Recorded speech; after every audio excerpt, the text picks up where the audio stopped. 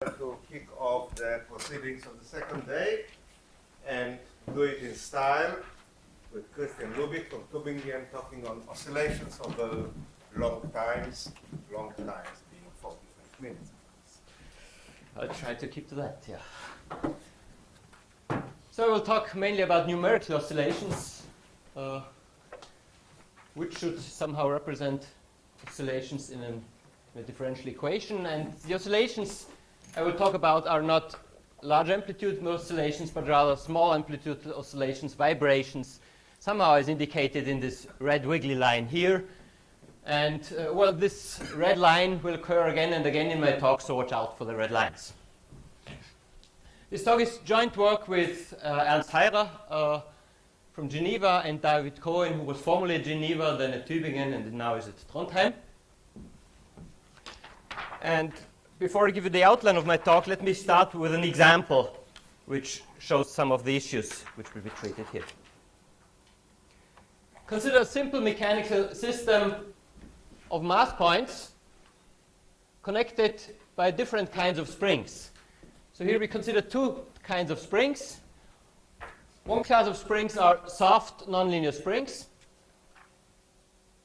and the other ones are stiff harmonic springs with a large spring constant omega square, or 1 over epsilon square, where epsilon would be a small parameter.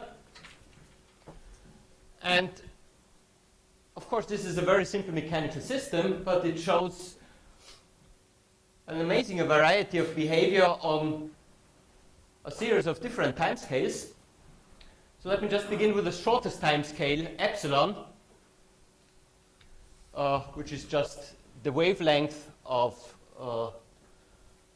the vibrations of these stiff springs. So if you say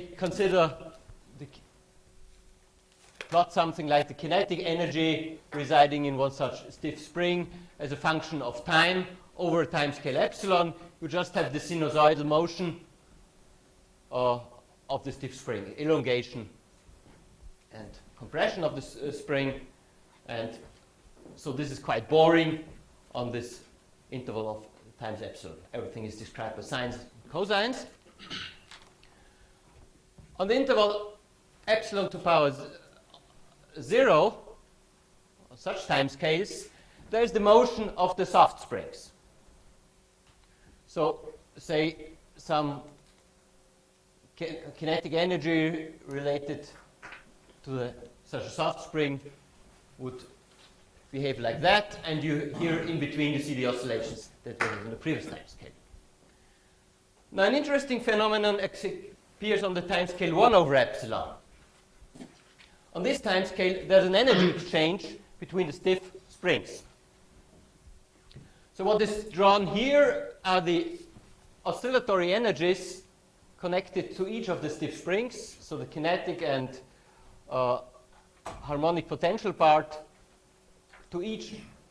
related to each of these stiff springs. And we consider here a situation where in the first, or at initial time, only the first spring is elongated and the others are at rest. So here we have here this I1, which would be the oscillatory energy corresponding to the first stiff spring. And gradually over a timescale 1 over epsilon, so the epsilon is picture would be something like 1 over 80 or 1 over 50. Over timescale 1 over epsilon, there's this energy exchange. It's an energy transfer from the first spring to the second spring. The I2 grows, and then finally the I3 grows, and they keep on exchanging energy. And this essentially takes place on the scale 1 over epsilon. Now, interestingly, if you sum up the contributions of these oscillatory energies, then you get something which is indicated here by a red line, and which is just a wiggly red line as we had it previously. They sum up to something which is almost constant, but not quite. So it's the total oscillatory energy corresponding to these three stiff springs. And if you go to much longer timescales, epsilon to minus n, or even exponentially long timescales in 1 over epsilon, you still observe that this total oscillatory energy I is almost preserved. Almost preserved up to small oscillations of size epsilon. Well, what's drawn here below are these oscillatory energies of the individual springs. There's, of course, this energy exchange is going on, but their sum remains nearly constant. There's no drift in it, nothing.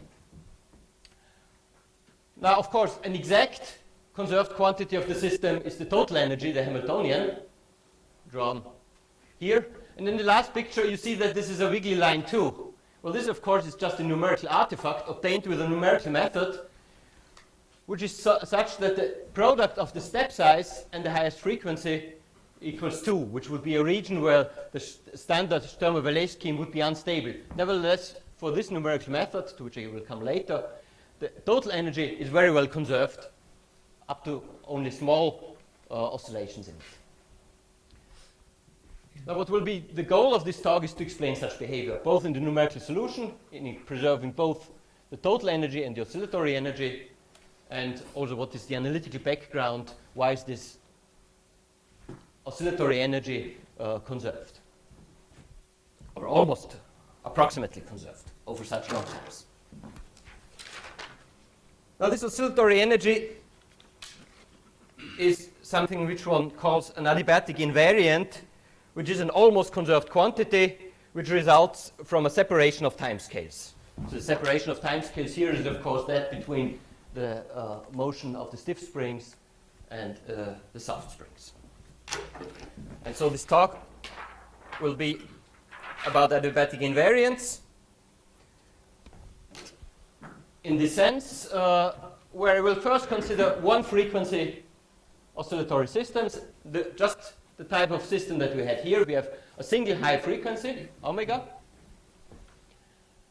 I will first go to the analytical problem and then turn to the numerical discretization. And actually these two parts will make out the major part of my talk. Then I will extend the theory to multi-frequency oscillatory systems, which is straightforward as long as you have a fixed number of frequencies, and as long as these frequencies are not in resonance. But when there are resonances between the frequencies, some new phenomena appear.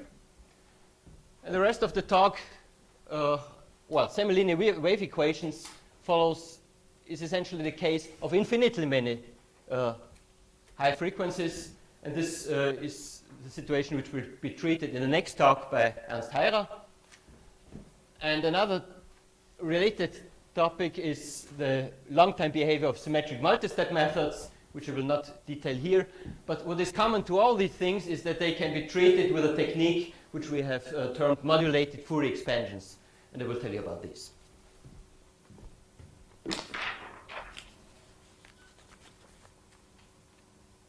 So let's come to this single frequency systems that we will consider here.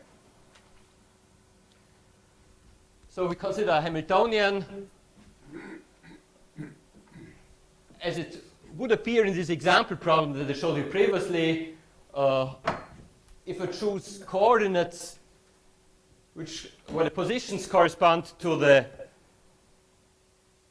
midpoints of the stiff springs, this would correspond to the slow variables, and to the elongations of the stiff springs, this would correspond to the fast variables, then I get a Hamiltonian of this form with a block matrix omega given here, where we have this single frequency omega here, and we have this partition into a slow part and the fast part here, and omega throughout this talk is always something which is very large. So I consider mechanical system with a Hamiltonian of this type, and if you write down the equations of motion, then you get equations of motion for the slow variables which do not contain the frequency omega in their equations of motion here, and for the fast variables indicated by subscript 1, where you have this oscillatory part and of course also the potential here. And the quantity of interest is this oscillatory energy, which gives the kinetic energy corresponding to the fast components in this setting, and the harmonic potential with a frequency omega. Now this oscillatory energy, this was the red line that you saw previously. Something which is almost constant, just has small oscillations. Now why does this come up in this way? So this oscillatory energy is an almost conserved quantity over long times. And the analytical result reads as follows. So we need two assumptions. One is that we are considering systems which have bounded energy.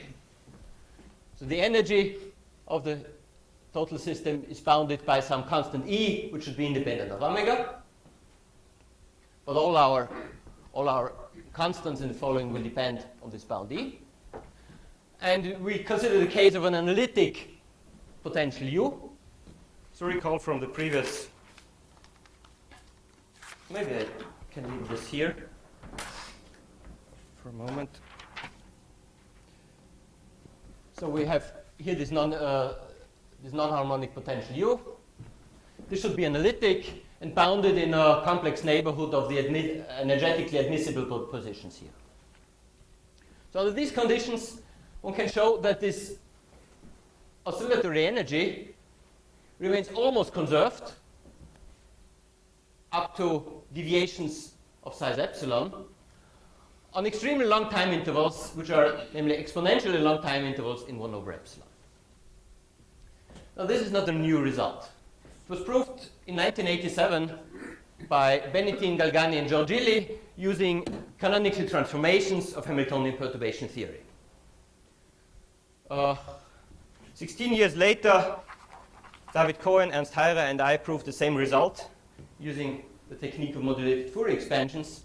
And I will explain this to you not with the pride of being the second inventor to this result, but because this technique carries over to the numerics, whereas I see no way to carry over these nonlinear canonical transformations of Hamiltonian perturbation theory into the numerics. So this is a different proof of an old result, but which allows different extensions, and particularly it is relevant for numerical discretizations. And that's my main motivation for studying this. So what are these modulated Fourier expansions?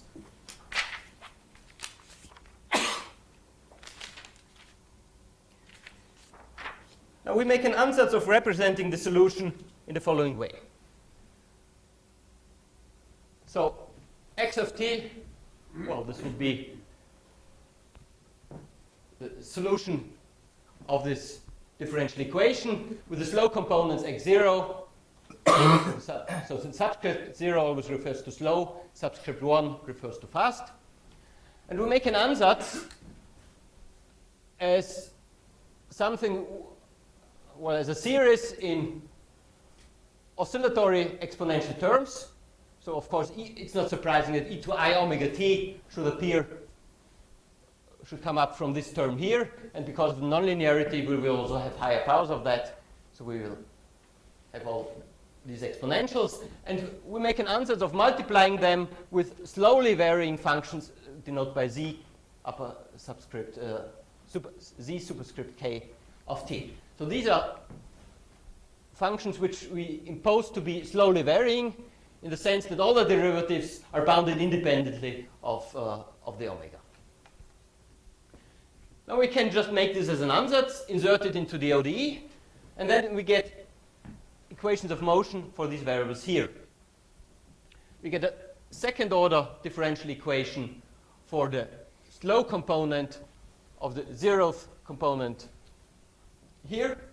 We get first order differential equations for the first order component, for the fast component of the first component here. And all the rest is defined by algebraic equations. So there are no derivatives, no time derivatives in the rest, in the remaining coefficients. And initial values for this system can be determined from the initial values for the original system that we had here. Now this can be constructed as an asymptotic series up to arbitrary powers in 1 over omega. And as it turns out, the zk decay with well, with increasing k, you get higher powers of epsilon, but you also get constants, which might be something like k factorial. So we do not get a convergent series here, but it's a purely formal series, which in general is divergence. So to get reasonable, to get rigorous results out of this, we will have to truncate it. So what we have done, we've begun with a rather small ordinary differential equation here, and we get something which is formally infinite dimensional system in one, in this, but here it's a formally infinite dimensional system in just one time scale, whereas we have here a 2 time scale system. So we embed the original system into these modulation equations in a way. Now, the way that they are derived here, one doesn't see much structure in it, but in fact there is quite a lot of structure retained. In particular, we still have a Hamiltonian system in this modulation system. So recall we had this x of t, we represent it by this asymptotic series with the coefficients zk, and now let me take the yk as just the exponential times the slowly varying function zk, and let's look at the differential equations that are satisfied by the yks. It turns out that this is a that they satisfy a Hamiltonian system with a potential which is derived from the original potential here in the following way. So you start from the original potential, and then you get some complicated terms. So these complicated terms just contain higher derivatives of the potential, and there's some some indices here. And the important thing is that the indices sum up to 0.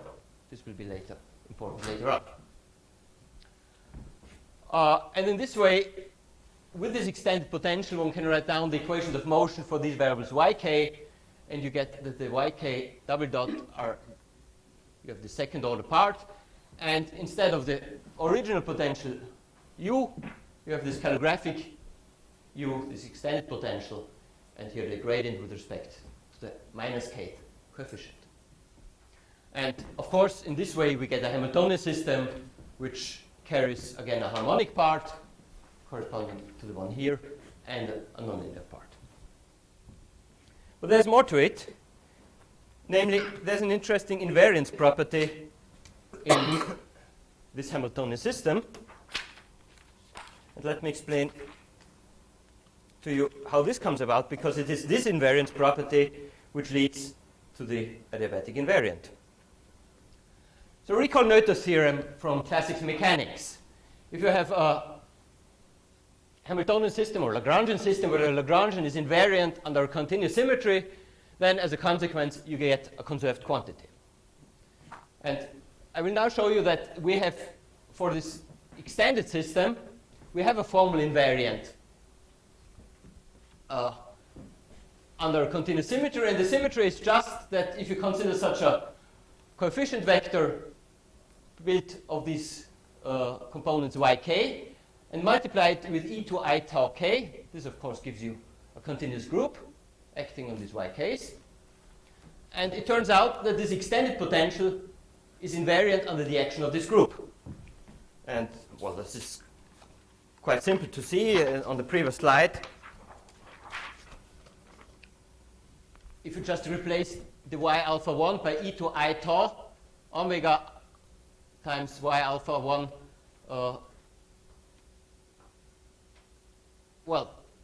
so you put these exponentials in here, and because they all sum up, the indices all sum up to 0, this term, because the multilinearity is just invariant under this action of this group. So on a formal level, we get from Noether's theorem, we get a conserved quantity, denoted here by this calligraphic I, which takes this form.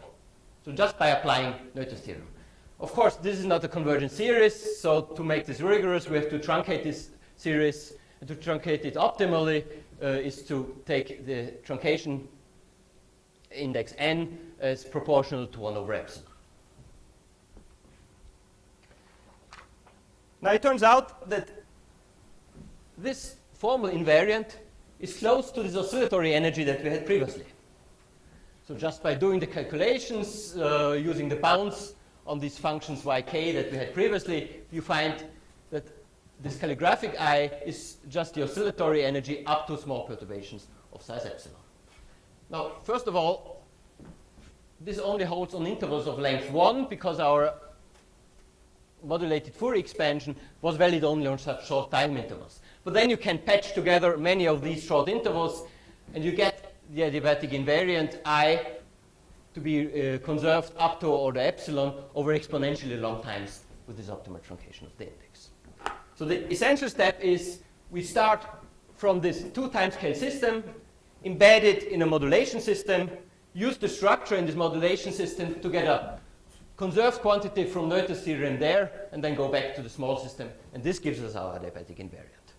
So this I here is the adiabatic invariant, the red line that we saw previously. Now, so far, this is just another proof of this result by Benetin, Galgani, and Giorgelli from '87. But now the nice thing is that this whole program that I've shown you in this analytic case carries over to the numerical situation. So let's now turn to numerical methods. And the class of numerical methods that I consider here are characterized by 2 properties.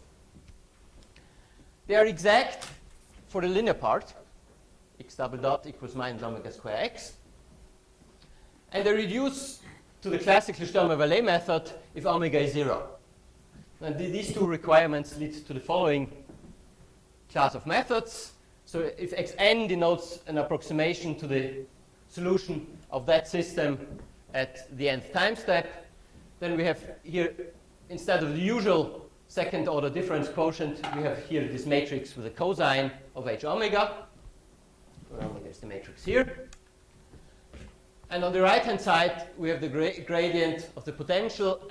And inside the argument, we have a filter function phi of h omega. And outside, we have filter function psi of h omega acting in this way. So if this term here is not present, one easily verifies that one gets the exact solution here. On the other hand, if omega equals 0, then we have the identity here. We have this usual second order difference quotient. And at 0, these functions psi and phi should be 1. So in this case, we just have minus h squared times the gradient of u at xn, which would correspond to the Sturmer-Vallée method. So we use this class of method, and we have a similar formula for the velocity. I can interpret, or I can rewrite this method as a one-step formula, which leads us from xn and xn dot to the solution at the next time step, xn plus 1 and xn plus 1 dot. And this method turns out to be symmetric, as written down here. And it is a symplectic method under an additional conditions on these filter functions psi and phi. Namely, what I need is that the psi results from the phi by a multiplication with the sinc function, where sinc of x is sine x over x. So if this relation is satisfied, then the method is symplectic. Well, if and only if. Now, this is a class of methods which has already quite some long history in the literature. I think the first example of such a method was given by Gauci in 1961. Then there was another, some 20 years later, a paper by Teufelhardt, and again some 20 years later, this class of methods turned out to be, well, was analyzed in more detail and more carefully in papers by Garcia-Chia, Marlies Hochburg, myself, Ernst Heyrer, and then since then these trigonometric integrators have really become, well, an interesting and accepted class of methods. So now let's look at the behavior of these methods. And recall from my very first slide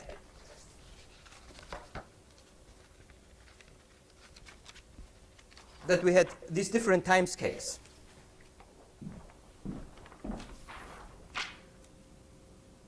There was just a sinusoidal motion on the short time scale epsilon, And there were these other timescales. And now the question is, how do the numerical methods behave on each of these different timescales? Now, on the first timescale of length epsilon, any numerical method would behave reasonably. That's the boring case. It's already not so boring on timescale epsilon to power 0.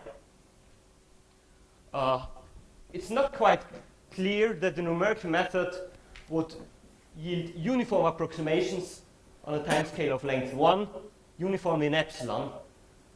Because recall that in the usual estimates for error estimates for numerical methods, one has higher derivatives of the function appearing. And for these oscillatory functions, if you take the fifth derivative in your error estimate, this of course gives you complete nonsense. So on this timescale, omega to power 0, one does get error estimates of the expected order, h square, which turn out to be uniformly in the product of the step size with the frequency. So maybe you've noticed that in the numerical method, it's always h times omega, which appears together.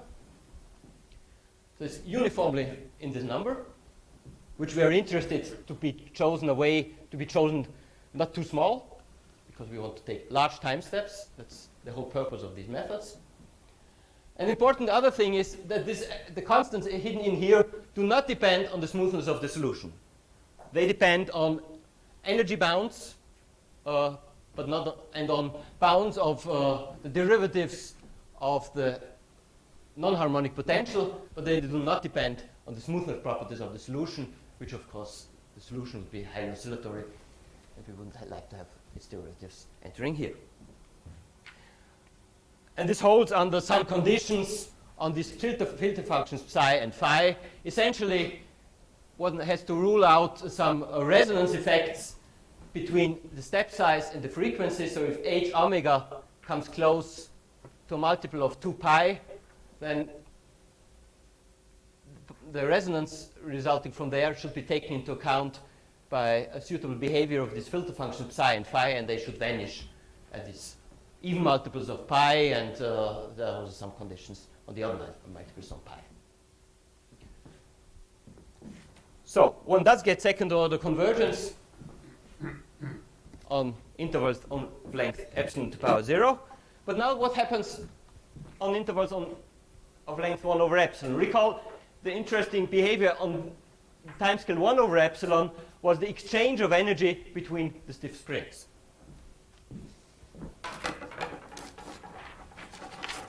So that would be the next timescale. And indeed, one can characterize when this energy exchange is done correctly in the numerical method.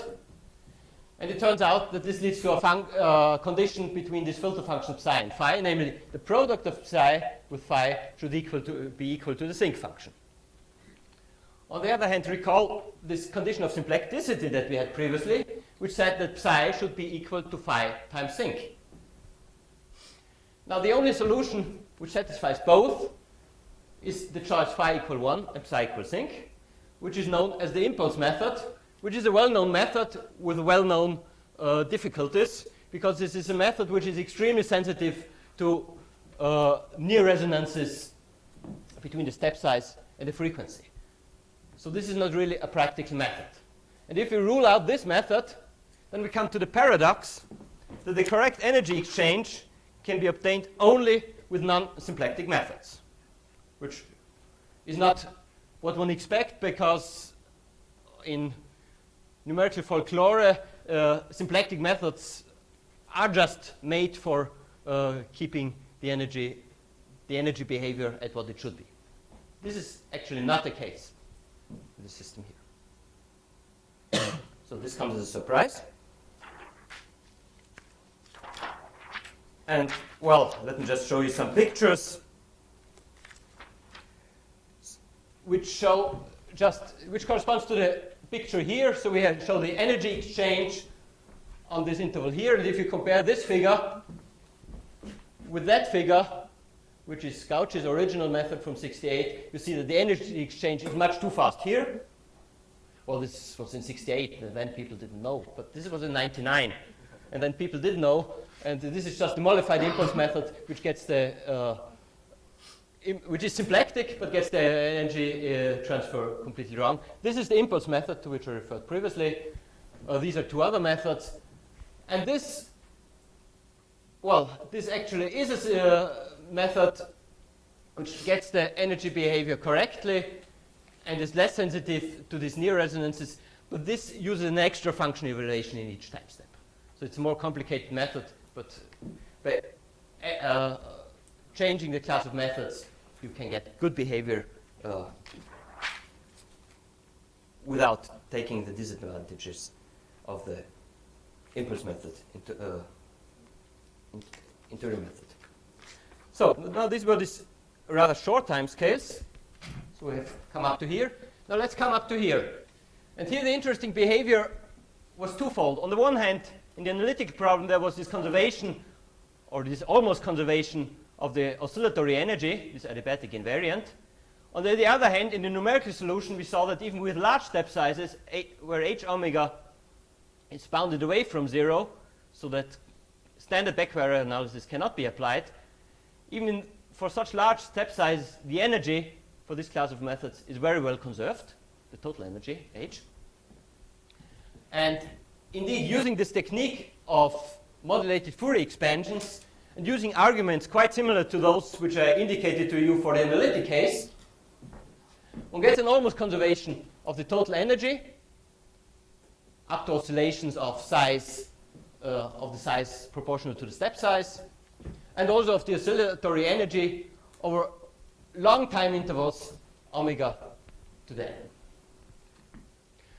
Well, actually, we didn't get it for exponentially long time intervals as in the analytic case, because we have to impose a non-resonance condition between the step size and the frequency, which says that this sign of kh omega should be sufficiently large, shouldn't be too small. This is needed for proper treatment of these modulation equations. And we need some conditions on the filter functions again. But there's no condition of symplecticity which enters into this long time energy behavior.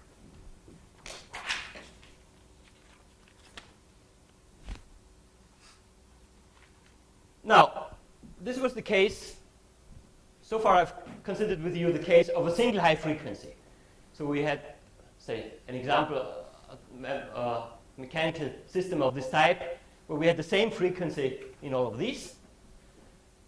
Now let's consider similar systems, but with different frequencies. In this case, this technique of modulated Fourier expansions carries over immediately and without new challenges, as long as there is no resonance between these frequencies. So we consider a system of this kind, where now the omega contains several frequencies. So there are these high frequencies, lambda 1 over epsilon, up to lambda L over epsilon. Let's assume that they are greater or equal to 1. So that we really have scale separation between 0 here and here. And we have bounded derivatives again in the potential U. And now one must take care, what is the situation when there are resonances between these frequencies? Now, the general outcome is, as long as there are exact resonances, as given by such a resonance module, there are no serious problems in extending the theory. What does cause problems, however, is if you have almost resonances, say if this is not 0, but something to the order of epsilon, or square root of epsilon. Okay, so let's assume that we might have some exact resonances between these frequencies. Then the proper way to extend this is to introduce such a resonance module. We again consider the oscillatory energy for each of these frequencies, so the kinetic part and then this harmonic part. And if there are resonances between the frequencies, it turns out that they are not individually almost conserved, but only appropriate linear combinations of these. So we take linear combinations, here denoted by I mu, where the mu is a multi-index multiplying the ij in this way. In particular, if you choose mu j equal lambda j, then you just have the total oscillatory energy, and it will turn out that this is again an almost conserved quantity, even in the case of resonances. So just to show you the situation of what can happen in such a system, here I have a system with a double frequency omega, where omega would be large. Then I have square root of 2 times omega, and I have twice omega. And of course, there's a resonance between this one and these. And what's plotted here are the oscillatory energies corresponding to each of these frequencies. Of course, there's an energy exchange between the two components here. But they sum up to, well, they sum up to something which is almost constant on this time scale.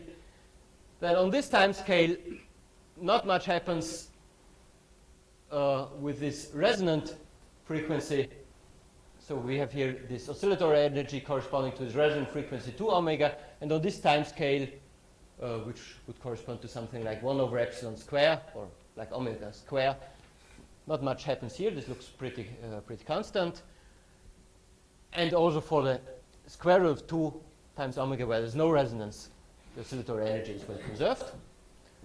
Well, up there I have I1 plus I3, which would correspond to the sum of the two oscillatory energies corresponding to the first one, and this resonant time in the third one, and they sum up nicely to something which is approximately constant. But if you go over longer time scales, you see that this is no longer conserved, and there are some oscillations in here, which come from this resonance between 1 and 2. So the individual oscillatory energies are no longer conserved, but there are some is. On the other hand, with this non-resonant frequency, the oscillatory energy is very well conserved over the whole interval. Now, what you see in this picture can be made rigorous into a theory, and the result that you get in the end reads as follows.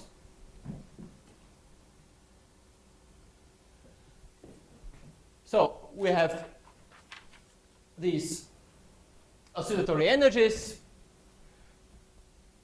We need to impose a weak non-resonance condition outside this resonance module. So we have these resonances, but we do not have near resonances as indicated by such an inequality. And under this condition, we do have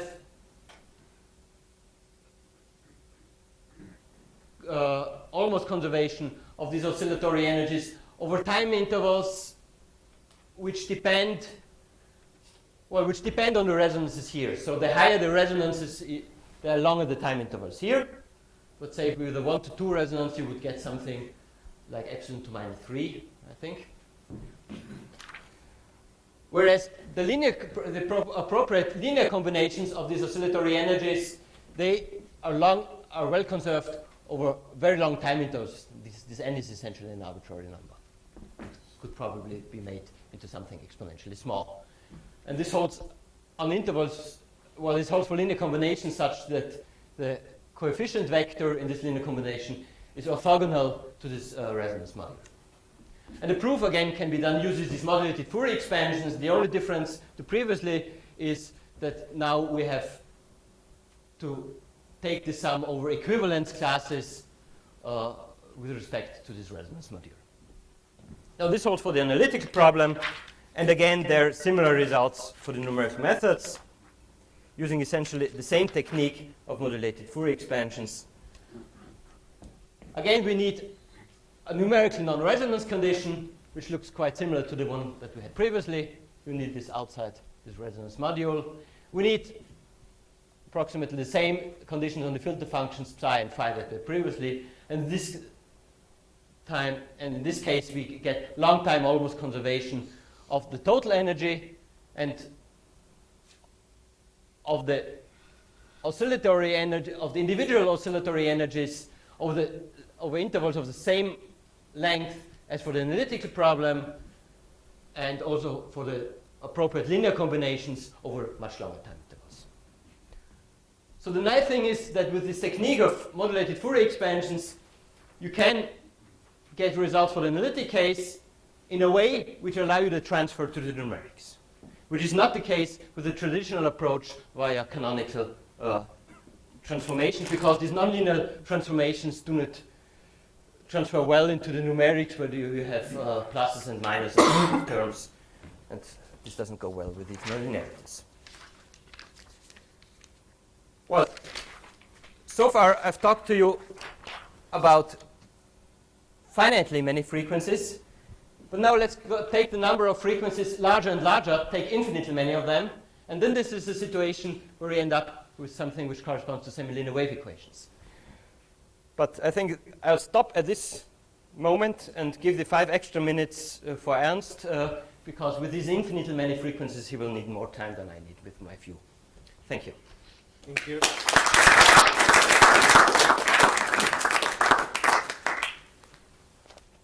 We have a time for 1 or 2 questions.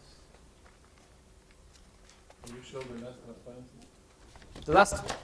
Yeah. The one you didn't show. Sorry? The wave equation you... No, this is the talk by Ernst. It's the next talk. But how does the equation look like? The nonlinearity is...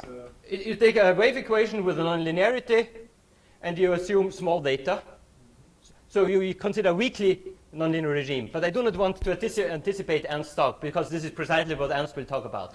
So I talked about 1 frequency and say 7 frequencies, and Ernst will talk about these infinitely many frequencies, which is just about the wave equation, the weakly nonlinear regime.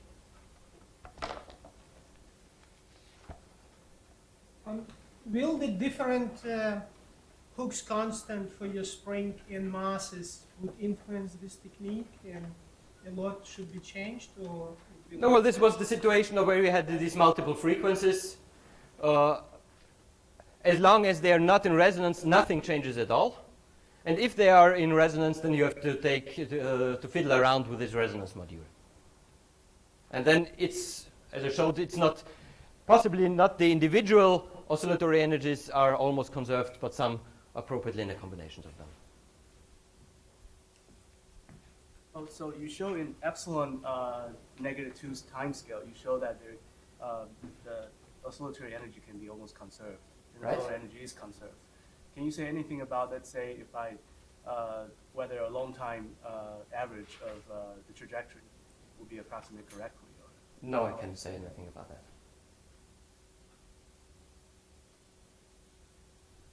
Well, yes. Can you clarify in what sense you use the word rigorous for the technique? Well, a rigorous mathematical proof of theorems, as it's usually done in mathematical analysis. So basically it means that you have an estimate that, for the difference of the solution obtained by the method. Right, with a constant which is under control. With the exact solution. Right. Right, so let us thank Christian again.